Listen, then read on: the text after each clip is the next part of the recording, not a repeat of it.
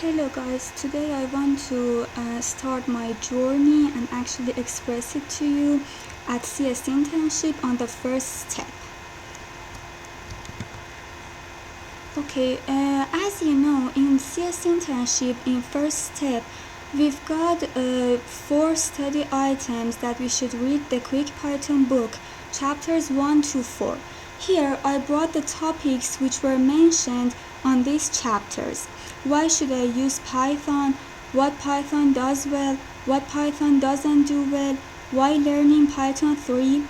Installing Python, basic interactive mode, and ideally using Idealist Python shell window, using the interactive command prompt to explore Python, Python synopsis, built-in data types and operators, lists, tuples, dictionary sets, etc., file objects, module creation, control flow structures, OOP, indentation and block structuring, differentiating comments, variables and assignments, expressions, strings, numbers, non-value, getting input. But as you see, we had lots of topics. Actually, the point is, I'm not gonna specify the topics, all of the contents of them. I'm not gonna explain them. The thing that I want to do is that I want to define the most important tips I got from these 4 chapters. So I'm not gonna explain all of them. Alright, let's see what these 4 important points are. Okay, remember the fifth topic that was mentioned in my PowerPoint was installing Python. But some of the interns say, okay, we want to install Python, but we had installed that before. What should we do? Do we get in trouble if we install another version of it? I want to answer this question. As all of you know, Python is already installed on Linux and macOS operation systems. Both of them consist of Python 2, different versions of it, 2. For example, 5, 6, etc. Now, the point is, do we get in trouble if we want to install, for example, Python 3? Because all of you know that there are some syntaxes and some grammar points of Python 3 that aren't in Python 2, and we want to use them. So what should we do? Do we get in trouble if we install Python 3 next to Python 2? The answer is fortunately no. Okay, and now the point is, why? How is this problem handled? Why using Python 2 next to Python 3 isn't actually a trouble for us? Okay, the point is, if you have installed Python 2 and Python 3, I mean both of them, for accessing Python 2, you can open a command prompt and only type Python. Only the word of Python is alright. But if you want to use Python 3, different versions of Python 3, then you should type Python 3. So this problem is handled only by these 2 words. See how great is Python. We can not only use Python 2 if we actually had something that we wanted to handle our code with, or we can use Python 3 in different situations.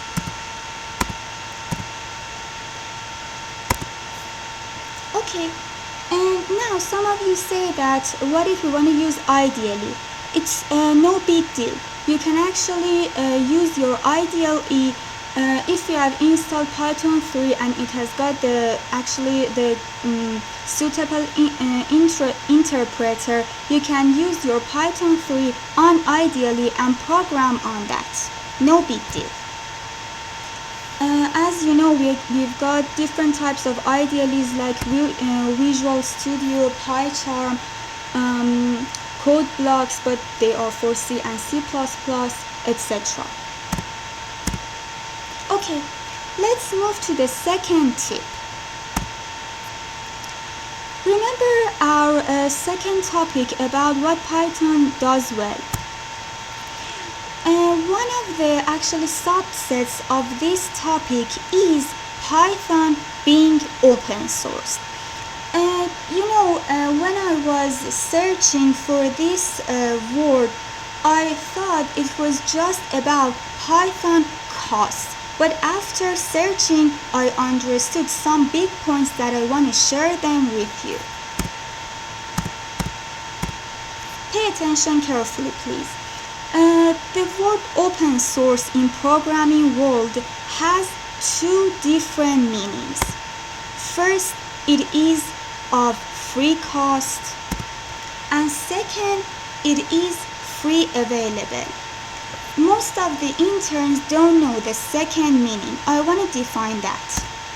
For free of cost, you know that we won't pay any money for downloading, for installing it on different operations.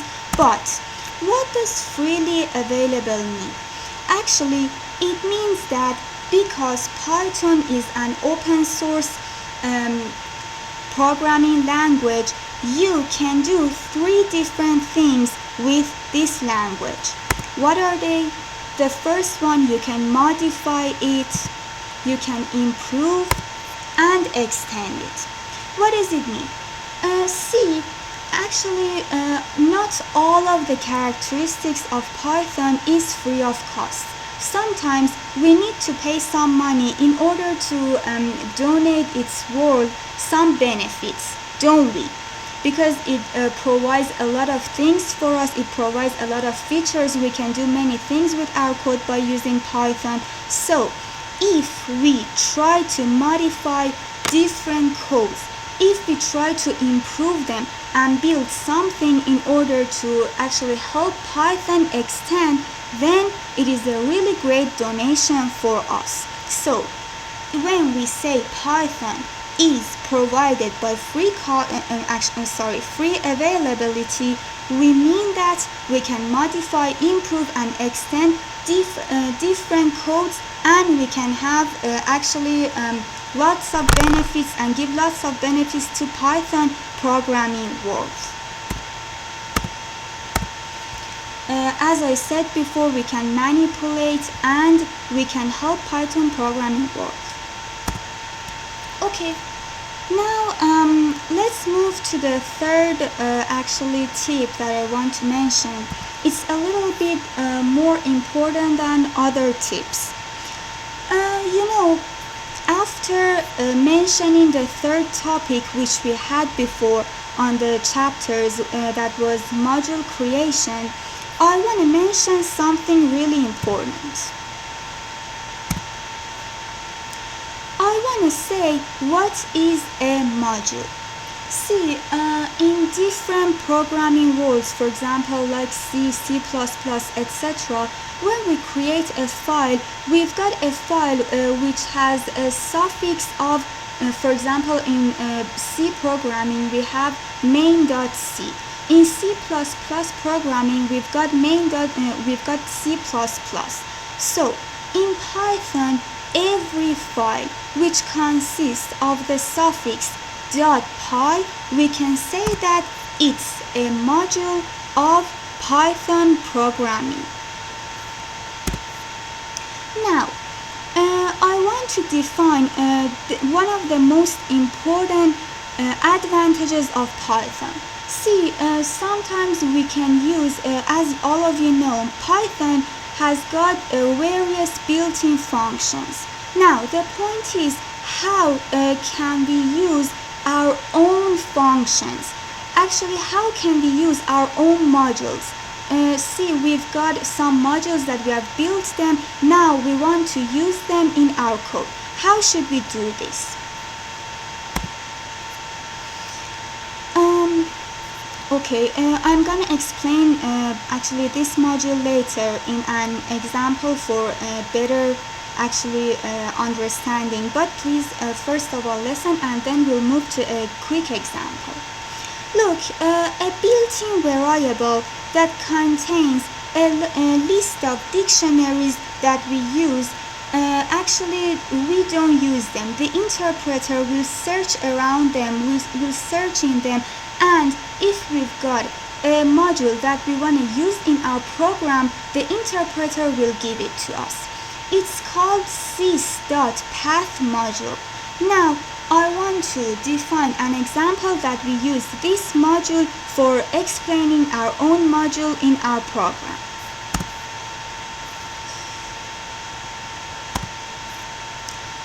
Pay attention to this example. I think it is one of the most important source codes in chapters 1 to 4. See, we've created a module that its name is WO, and it consists of a function named words underline occur. As all of you know, for defining a function, we use the keyword def. We have provided an input for the user so that the user can actually tell us what the name of the file is. After that, our program needs to read the file. So we've used the open function, and then we can read the file. Okay, after that, I want to say that what this code is providing us. Actually, it wants to, the main point is that it wants to get a string, and after that split its word and we can see the words. Okay, after doing this, the program will close the file and will define it on the list of word that we mentioned, word list. Okay, we've got a loop in here that when the string is splitted into various words, we can have those words. Okay, I don't want to go in detail of this example because on other steps I want to mention really carefully. We've got other topics that the topics are not really complete in step 1. I want to mention all of them in step 2 to each. The point was that look at the code carefully. When actually writing this code, if we go to our, for example, if we are on Windows, we can go to our shell. If we are on Linux operating system, we can go to our terminal. And if we write two instructions, then we can have this module. As you can see, we've created the WO module before in our program. Now I want to tell you where we can use it. If we open our command prompt or terminal or shell, etc., and we use the keyword import, remember what import was used for? If we write import plus the name of our module and the function that we use to create that module plus the name of it, remember the function name in here. If we write them, then we are able to use this module that we created. It wasn't a built-in function. Actually, we were the ones who created it.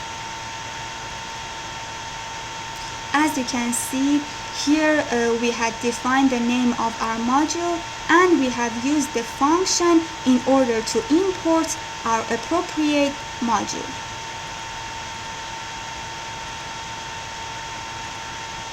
Okay, the last tip that I want to mention is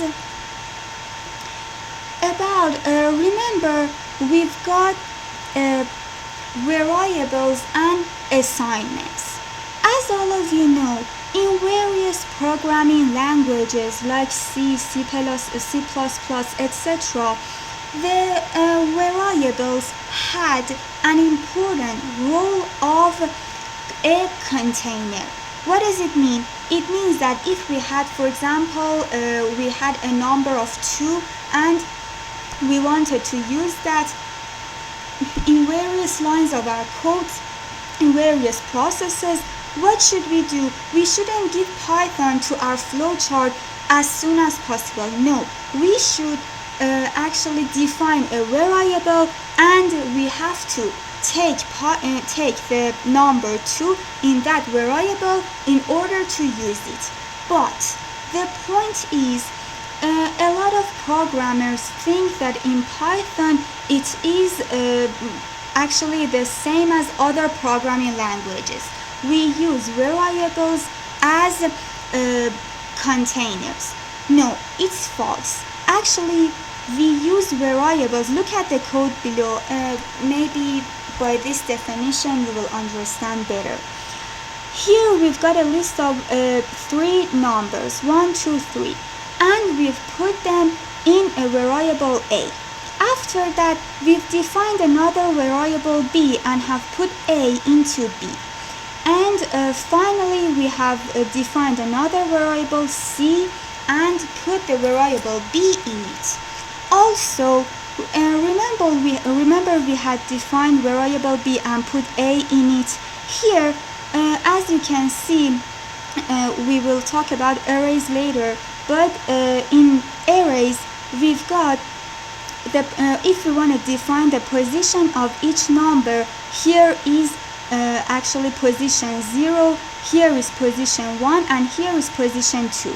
We have changed the first position, we have changed its value to number 5. And here we wanted to see what will be the result if we print A, B, and C lists. Look at the output. We've got 1, 5, 3 in A. Why? Because we had already defined a list of A and then we had put it on B. When B1 is converted to 5, then we've got 1 instead of 2, we've got 5 and 3. In B, it's actually the same, and in C, it's the same too. Now, what's the point? The point is, if in this example we wanted to use variables as containers, then we had to write the output as 1, 2, and 3. But here, the variable will become something that we say it is a label. See, in here we've got B1, the value is 5, and now because B1 has a label, is a label of value 5, all of the actually values which are defined as B are 5. So, as I said before, Python variables play a role of labels. Thank you. I hope you enjoyed my first tweet of first step of CS internship. My name is Dorrin Samadian. Whenever that you wanted to ask any questions, or if you wanted to know every topic in detail, you can visit my LinkedIn with this address. Thank you so much, and I will see you on next videos. You can, if you like my videos, you can subscribe to CS Internship channel. Thank you.